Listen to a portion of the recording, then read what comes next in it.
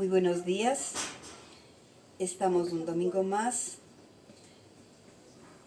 aquí congregados y esperamos que tanto la Iglesia de Cristo Los Geranios virtual, la Iglesia del Aire, sea bendecida en esta mañana, al igual que nuestra iglesia presencial. Hemos tenido tiempos de correr y correr por muchísimas obligaciones, muchos entretenimientos, pero estamos aquí, estamos buscando del Señor y el Señor quiere eso precisamente, que le busquemos. El Señor nos da 24 horas por día a cada persona, pero también nos da la sabiduría para poder administrar esas 24 horas y no tengamos que decir, lo siento, no tengo tiempo para el Señor, cuando es el Señor el que nos brinda. Muchas personas que ayer estuvieron con vida, respirando, ahora no están más. Y eso es triste, porque en realidad debemos aprender a distribuir correctamente nuestro tiempo. Recordemos que solo somos mayordomos de lo que el Señor pone en nuestras manos. Y algo que es valioso es precisamente el tiempo nuestro.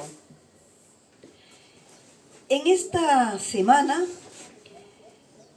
me he puesto a pensar en un tema que sea relevante para la iglesia. El Señor nos ha dado muchísima importancia a nosotros y nosotros queremos encontrar un tema que el Señor quiere hacernos saber. Y es que como seres humanos, nosotros tenemos siempre un interrogante. Es un tema, encontré un tema que ha ocupado a miles y miles de personas, de filósofos, que han invertido tiempo, miles de horas de arduo trabajo y, a pesar de ser de renombre, el tema no se agota. Y esto en todo tiempo y en todo el mundo. Aún los niños pequeños, cuando ya son capaces de reconocer su entorno, se hacen la pregunta que probablemente la mayoría de las personas nos hemos hecho. ¿Quién soy yo? Si hay algo importante que revisar y que analizar es precisamente ¿quién soy yo?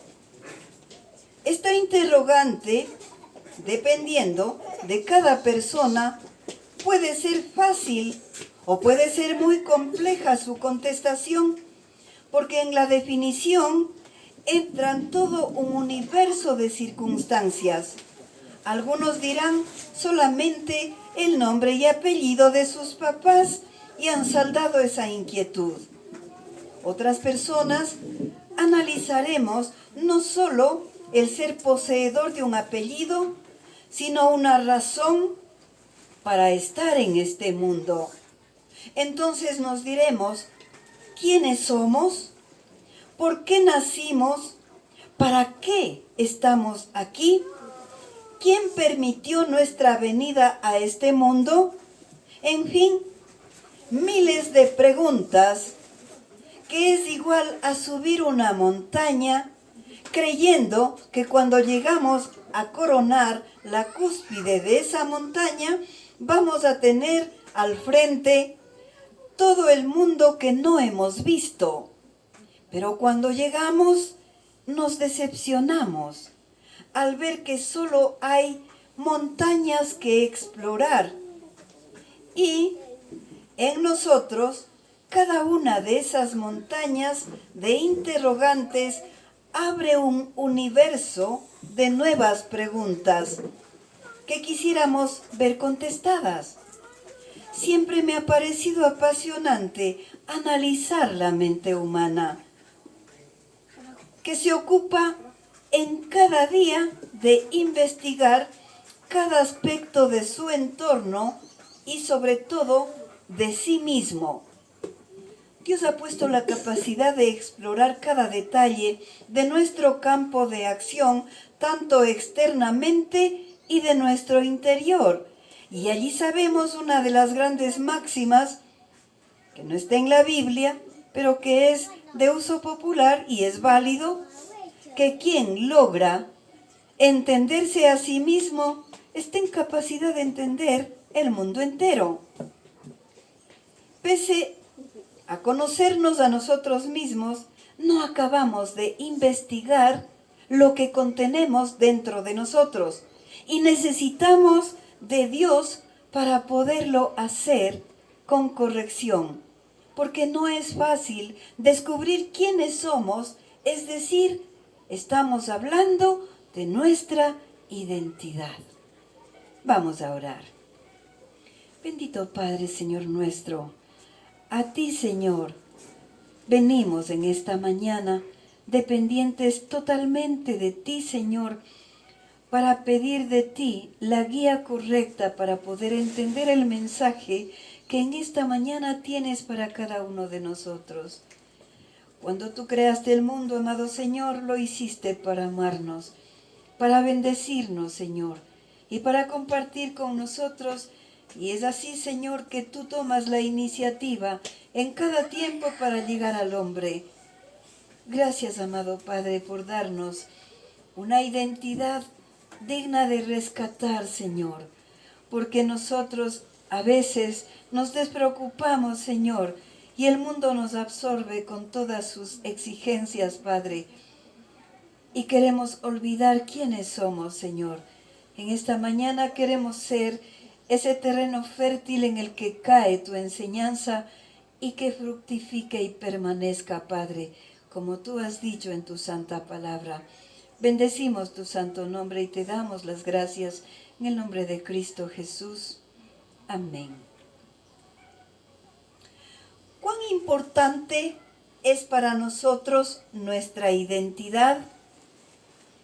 Para mí es muy doloroso recordar que el material de estudio de anatomía en los primeros años de medicina, y lo seguirá siendo probablemente, procede de personas fallecidas sin identidad, cuyos cuerpos no han sido reclamados ni identificados. En cierto tiempo, cada cierto tiempo, el señor conserje del anfiteatro tenía una misión de llenar con piezas anatómicas, después de haber sido analizadas, y las colocaba respetuosamente en ataúdes. Esto, cuando se llenaba, llevaba en carroza fúnebre a darles cristiana sepultura. Esto que acabo de mencionar puede ser muy duro, pero es la verdad. Por otro lado, estamos inmersos cada vez en crímenes nuevos que se ponen de moda, y actualmente estamos frente a estafas y se valen del robo de identidad para vaciar las cuentas de las víctimas que sin sospechar ya han sido perjudicados, a veces en la totalidad de sus ahorros. Por otro lado, hay quienes dan su apellido como tarjeta de presentación porque les abre puertas con toda facilidad, ya que son reconocidos en toda la sociedad.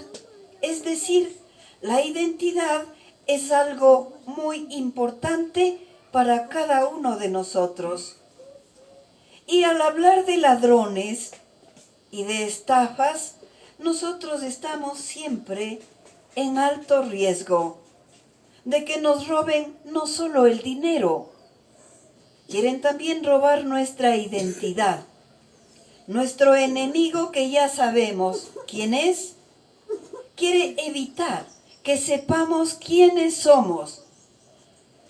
Quiere hacernos olvidar quién es nuestro Padre. Quiere taparnos los ojos para que no veamos que somos componentes, somos miembros de la familia de Dios. Quiere nuestro enemigo evitar que sepamos que fue Dios quien nos creó. Quiere confundir nuestra identidad. No quiere que entendamos el poder que tenemos como hijos de Dios. Nuestro desánimo, nuestro cansancio, nuestras dudas, nuestra ira, nuestro miedo y muchos sentimientos que nos perturban se han presentado en nosotros precisamente porque hemos permitido un espacio al enemigo. Cuando un recipiente está lleno de algo, ya no se puede poner nada más. Cuando nosotros dejamos un vacío en nosotros, es allí donde el enemigo aprovecha y llena de su basura dentro de nosotros. El resultado de permitir esto no es precisamente edificante. El enemigo, es importante y esto es a favor nuestro, tiene muchas limitaciones, pero eso no le detiene. Él no puede crear nada. Lo único que puede hacer es distorsionar lo que Dios ha creado. Puede pervertir y puede destruir las cosas hermosas que Dios ha hecho. Y solo por poner un ejemplo, vemos que el símbolo del pacto entre Dios y los hombres a través de Noé fue el arco iris. ¿Y qué ha hecho el enemigo? Lo ha puesto como bandera de la mentira que todos conocemos hoy como LGTBI. Este enemigo usa muchas herramientas para lograr confundirnos, como el dolor, el sufrimiento. Notaremos, por ejemplo, que cuando estamos con nuestros ojos llenos de lágrimas, vemos distorsionadas las cosas. Usa los traumas, y si el enemigo logra hacernos enojar, amargarnos o avergonzarnos por cualquier motivo, va a distorsionar nuestra identidad. En más de una ocasión yo he escuchado a personas que se han comportado mal y estas mismas personas se asustan y dicen, esa no soy yo, o ese no soy yo. ¿Por qué? Porque permitió que distorsionen la esencia de cada uno. Otra manera es usar las opiniones de los demás. Conocemos a personas que por miedo al qué dirán, han guardado dentro de sí mismos verdades que al decirlas hubieran evitado perjudicar a gente inocente. O hasta han llegado a ser convencidas de que mientan por la misma razón. Este es un franco ejemplo de nuestra identidad distorsionada. No quiero hacer, pero termino haciendo. En la Biblia encontramos, por ejemplo, a Poncio Pilato. Él sabía que Jesús era inocente, que es justo. Y no digo era, sino es, porque Dios es un Dios vivo, es justo. Y los religiosos de ese tiempo pedían su muerte. Inclusive llegó a darles la oportunidad para que lo pensaran otra vez. Y puso a una persona para que indulten a uno de los dos por la Pascua. ¿Y qué hizo el pueblo? Indultó al criminal por conveniencia. Pilato dejó que un inocente cargara con el castigo del culpable.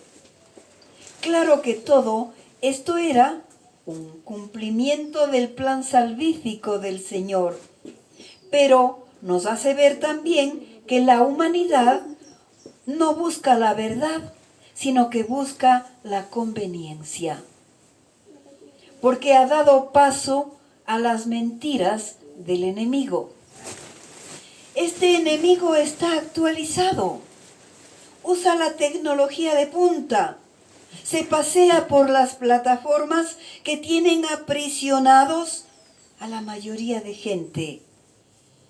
Solo démonos una vuelta en una parada de bus, en una sala de espera de una clínica, y van a ver cuántas personas hacen culto a su celular.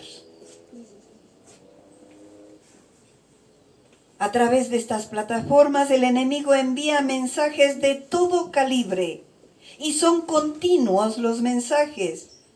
Usa también la cultura, los medios de comunicación, usa la inteligencia artificial, usa el aparataje económico y político de todos los pueblos, pero también usa nuestro cerebro. Sí, siempre decimos que la oficina del enemigo son nuestros propios pensamientos, porque al darle cabida a esas ideas destructivas como por ejemplo, eres un inútil, no puedes hacer nunca bien las cosas, en todo eres un fracaso, y al insistir tanto, logra que repitamos nosotros mismos y para nosotros esas mentiras, es decir, creemos. El enemigo ha logrado el objetivo. Usa también nuestros sentimientos. Y este es un aspecto serio, porque no hay mayor desastre para nosotros que nuestros sentimientos para llegar a decirnos a nosotros mismos, no puedo hacer, yo siento que no puedo hacer. Y algo que debo hacer termino sin hacerlo. Y de allí podemos entender que los sentimientos son capaces de cambiar nuestra forma de vida al modificar nuestras actitudes. Cuando el enemigo logra convencernos de sus mentiras, ya distorsionó nuestra identidad. Nuestra identidad es lo más valioso que nosotros tenemos y que el Señor quiere que aprendamos a rescatarle. El saber quiénes somos nos va a dar un valor personal para poder trabajar en la obra del Señor con satisfacción, porque no le vamos a creer al enemigo. Nuestro corazón va a estar lleno de su amor para poder desempeñarnos como el Señor quiere. Dios quiere que sepamos a ciencia cierta quiénes somos, porque quiere para nosotros una vida satisfactoria. Dios no quiere maldecirnos, nos creó para bendecirnos, no para que vivamos en angustia o con vidas incompletas. Y salta una verdad que no es otra cosa que, apartados de Cristo, es imposible entender la vida. Recordemos que el Señor dijo, yo soy la vid, vosotros los pámpanos. ¿Qué son los pámpanos? Las nuevas hojitas que nacen después de que hemos podado, por ejemplo, allí podemos ver los pámpanos. ¿Qué es nuestra identidad según nuestro Señor? En el Nuevo Testamento encontramos decenas de características, más o menos como 35 características sobre nuestra identidad en Cristo, pero hoy nos vamos a enfocar solo en 5 de ellas. Que si hacemos caso a nuestro Señor con solo estas 5 cosas, vamos a cimentar nuestra vida en esa roca firme que es nuestro Señor, y no habrá enemigo que pueda atentar contra nuestra convicción, y es el camino a seguir para tener vidas transformadas. Vamos a ir a Primera de Pedro, capítulo 2, versos del 9 al 10. 9 y 10. Y dice, mas vosotros sois linaje escogido, real sacerdocio, nación santa, pueblo adquirido por Dios para que anunciéis las virtudes de aquel que os llamó de las tinieblas a su luz admirable.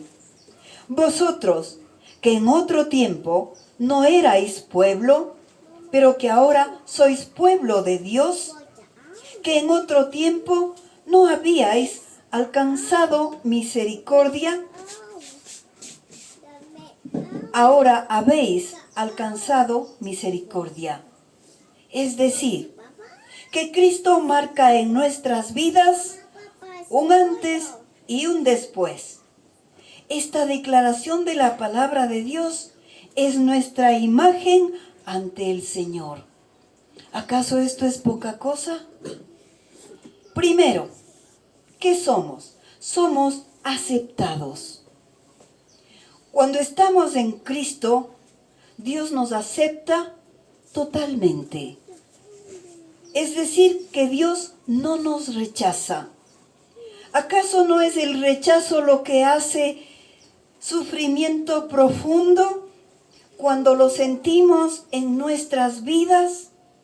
¿Acaso no se han formado traumas por el rechazo y mientras más pequeños seamos, más duro y más difícil es superar? El rechazo duele. Y la casi totalidad de la gente hemos sido rechazados. Muchas de las veces hasta antes de nacer. Y allí, por ejemplo, tenemos que entender a nuestros padres que a veces nos han rechazado. El hijo indeseable, que no quería que venga al mundo. Esto es duro. Y buscamos hacer las cosas que hacen otros, que vemos hacer para ser aceptados. ¿Y por quiénes? Por nuestros padres, por nuestros compañeros, por nuestras amistades, ser aceptos por las personas a las que nosotros respetamos. Esto influencia en nuestro estilo de vida. Y allí tenemos en los jóvenes el corte de pelo, la ropa, la casa, la profesión que elegimos, si tenemos o no hijos, inclusive el puesto en el que somos escogidos para cosas banales. Hacer equipo en el trabajo, hacer equipo en un juego. Es doloroso que le escojan hasta con menosprecio. Ya ven, sí, ya no queda de otra. Cuando hacemos esto influencia en nosotros. Y en este pasaje encontramos que le gustamos a Dios. Ustedes son pueblo elegido por Dios, dice la palabra. Y si Dios nos acepta y el mundo no, alegrémonos. Porque es el creador del universo el que nos ha escogido. ¿Y desde cuándo nos escogió? Efesios 1:4 dice, según nos escogió en Él antes de la fundación del mundo, para que fuésemos santos y sin mancha delante de Él. ¿Cómo es que fuimos hechos aceptables mediante Cristo? Pues por la perfección de su amor. Nuestro amor es imperfecto. El amor del Señor no tiene falla. En Tito 3, verso 7, está afirmando y dice, para que, justificados por su gracia, viniésemos a ser herederos conforme a la esperanza de vida eterna. Es decir, que no se basa en la actividad que nosotros desarrollemos en esta vida, ni a nuestros méritos humanos. Se basa en la misericordia del Padre que le dice en esta mañana a cada persona, ya que mi Hijo Jesucristo pagó tu cuenta, mi Hijo murió por ti, y yo te acepto.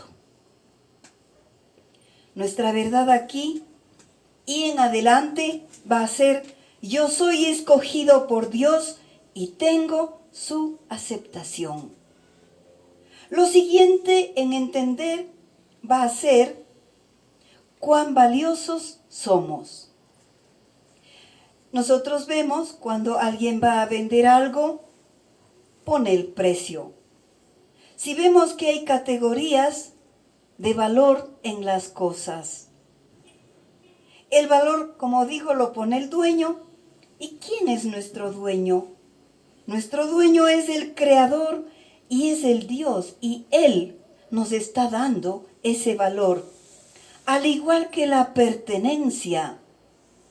No sé si han escuchado en las revistas de fama, revistas de moda, cuando ponen a subastar prendas de un actor, de una actriz, se remata por millones. ¿Por qué? Porque perteneció a esa persona que aprecia todo el mundo.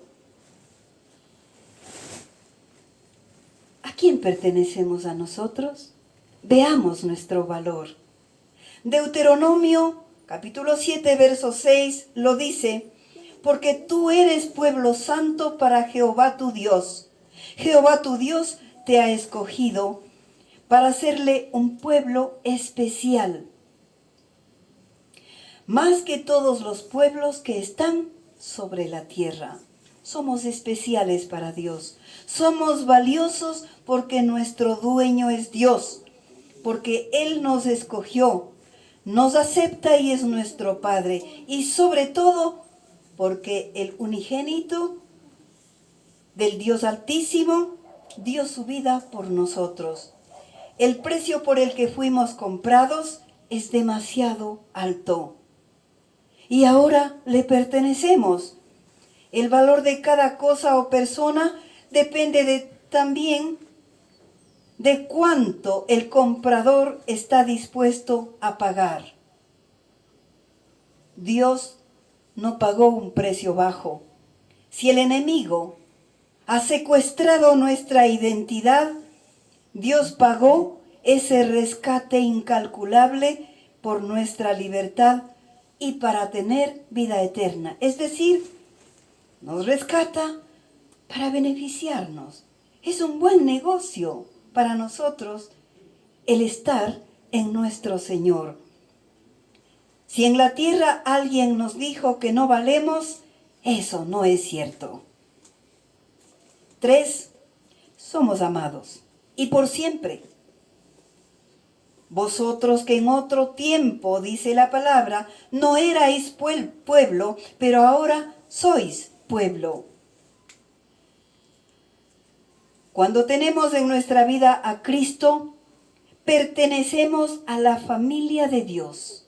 Y esa pertenencia a la familia de Dios en la tierra se llama iglesia. Porque el que santifica y los santificados tenemos el mismo Padre. Nuestro Señor Jesucristo tiene al Padre y el mismo Padre de nuestro Señor es nuestro Padre. Y Él no se avergüenza de llamarnos hermanos. ¿Cómo nos sentiríamos nosotros cuando en un encuentro con Jesús Él venga y nos diga: hola, mi hermano? ¿Acaso no es de infinito valor eso? Con amor eterno te he amado, dice el Señor. Por tanto, te prolongué mi misericordia.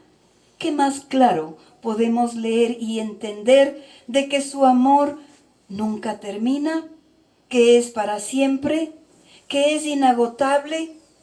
El amor del mundo tiene límites y tiene condiciones a tal punto que para ser aceptado buscamos cumplir un nivel de exigencia de los hombres.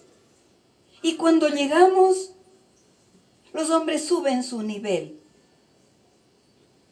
Y allí oímos, por ejemplo, te amo si, te amo por. Te amo si te portas bien. Te amo, sí, vos también me amas. Te amo si sacas buenas calificaciones, esto es de padres a hijos. Es decir, condicionamos nuestro amor porque es un amor imperfecto. Te amo Señor, yo te amo porque me has dado todo. Perdón, ese es un amor imperfecto. No podemos llegar a alcanzar a los hombres, pero Dios sí nos ama sin condición. Y ahí es cuando yo me alegré, porque el entender que el Señor no me va a reñir, no se va a enojar nunca más conmigo. Yo sé que los hombres sí se van a enojar conmigo, pero Él no. Y eso me da paz, me da fortaleza y me hace que esté frente a ustedes para decirles, confíen, el Señor no se va a enojar con ustedes ni les va a reñir cuando estamos en Él. Y por la eternidad el Señor nos ha amado y nos va a seguir amando. 4. Hemos sido perdonados. Primera de Pedro 2, el verso 10 dice, vosotros que en otro tiempo no habíais alcanzado misericordia, pero ahora habéis alcanzado misericordia. Antes ni siquiera de nacer, Dios ya supo de lo que éramos capaces de hacer. Sabía que éramos olvidadizos, que éramos infieles, que prometemos y no cumplimos. Sabía de qué manera íbamos a pecar. Aún así, permitió nuestro nacimiento y nos amó desde el comienzo. Nada de lo que hagamos va a sorprenderle a nuestro Señor. En Cristo, nuestros pecados se borran y eso es gracia, es decir, es gratis. No tenemos que hacer nada para recibir la gracia de su perdón. Vemos ahora en los postes, no sé si se han fijado, yo soy muy observadora, y en los anuncios dice, se borra su pasado judicial. Y me pregunto yo, ¿y qué de nuestra conciencia? Y como que quisiera hacer equipo con esos grupos de emprendimiento que ofrecen ese beneficio. Lógicamente que ellos lo hacen por un costo monetario y por eso dejan su número telefónico a que se comuniquen y brindar ese servicio. Para poder ofrecer el paquete completo, yo me juntaría a ellos. Y claro que la obtención del borramiento de sus pecados tiene un costo muy alto, pero que no va a pagar, sino que va solo a aceptar el sacrificio de Cristo en la cruz. Y en los anuncios se leería de la siguiente manera: se borra su pasado judicial y se ofrece borrar sus pecados. Al lado del número telefónico de estos anuncios yo pondría Juan 3:16. Creo que me he olvidado ese versículo. ¿Pueden ayudarme diciendo en voz alta? Solo me acuerdo, porque de tal manera, ay, ya me estoy acordando. Porque de tal manera amó Dios al mundo que entregó a su Hijo unigénito Para que todo aquel que en Él crea no se pierda, mas tenga vida eterna. ¿Qué tal emprendimiento? Creo que es bueno. El mundo y aún los cristianos no terminamos de convencernos de la gracia con la que nos trata Dios. Olvidamos el valor de su misericordia y es allí donde vemos otra verdad escrita en Romanos 8:1 que dice: ahora pues, ninguna condenación hay para los que están en Cristo Jesús, los que no andan conforme a la carne, sino conforme al Espíritu. Dios, al perdonarnos, no nos guarda rencor. Hemos sido totalmente perdonados. Dios dice que borra nuestros pecados por amor a su nombre y nunca más vuelve a pensar en ellos. No nos perdona Dios porque lo merezcamos. En el mundo decimos, por tu linda carita. No, o por hacer algo para ganarnos su perdón, sino por esa naturaleza propia de Dios que es el ser perdonador. Y nuestro perdón lo hemos obtenido por gracia, porque Jesús pagó por nuestros pecados, como lo dice en Efesios 1, verso 7, en quien tenemos redención por su sangre, perdón de pecados según las riquezas de su gracia. Quinto, somos totalmente capaces. Si volvemos a primera de Pedro 2, verso 9, dice, mas vosotros sois linaje escogido, real sacerdocio, nación santa, pueblo adquirido por Dios, para que anunciéis las virtudes de aquel que os llamó de las tinieblas a su luz admirable. Si Dios nos ha llamado a tan alta dignidad, nos ha dotado también de lo suficiente para llegar a ser lo que Dios quiere que seamos. Dios afirma que somos sacerdotes reales. ¿Qué quiere decir sacerdote? Que todo el que cree en Cristo tiene una función especial. Son las de representar a Dios ante el pueblo y al pueblo ante Dios. ¿Estamos representando a Dios en el mundo? ¿Y estamos siendo sensibles del dolor y de las necesidades del mundo para ir a pedir a Dios por ellos? El mandato para cada uno de nosotros es ese. Es abrir los ojos a los no creyentes para que salgan de su obscuridad, del poder de Satanás hacia la luz de Dios, con el propósito de que por su fe en Jesucristo reciban el perdón de sus pecados como hemos recibido nosotros, y para que tengan la herencia de los santificados. Esa es la razón de nuestras vidas. Nos fue encomendado el ministerio de la reconciliación del mundo con Dios. Y nuestra capacidad no proviene de nosotros, proviene de Dios. Él nos enseña cada día para ser servidores de su nuevo pacto. Esto va a erradicar de nosotros esa sensación de inseguridad para que podamos emprender nuestro camino hacia las órdenes que el Señor nos ha dejado.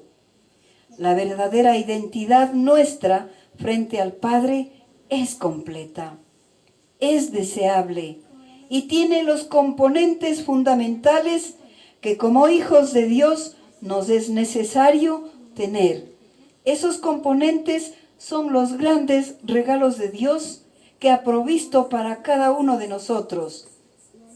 Lo más hermoso es que Cristo vive en nosotros y sus atributos con Él, y podemos desarrollar nosotros esos atributos. Por tanto, hagamos un recuento. ¿Cuál es nuestra identidad? Recordemos. Dije 5. Somos aceptados, somos valiosos, somos eternamente amados, somos totalmente perdonados y somos totalmente capaces. Y lo que dice en Filipenses, todo lo podemos en Cristo que nos fortalece. Amén.